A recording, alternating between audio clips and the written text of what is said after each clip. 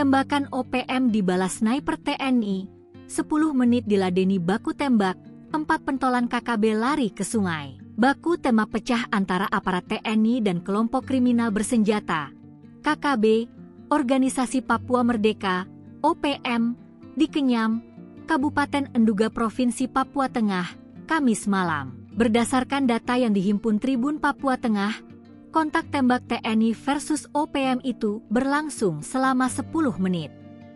Akibatnya, 1 orang dikabarkan tewas akibat baku tembak antara TNI versus OPM tersebut. Saat kontak tembak nampak, OPM berjumlah sekitar 4 orang bersenjata 2 pucuk yang mengakibatkan 1 orang dari personel TNI terkena recolset di bagian bahu berinisial Serda AJDL. Penembakan dari kelompok OPM diperkirakan dari arah sudut dari pos TK Tetmiet.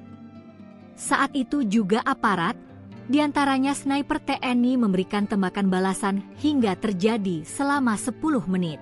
Kelompok OPM bergeser ke arah bawah sambil melakukan tembakan susulan hingga lari ke sungai dan tidak terlihat oleh personel. Sayangnya hingga berita ini terbit belum ada keterangan resmi dari pihak terkait. Tribun Papua Tengah masih berupaya melakukan konfirmasi.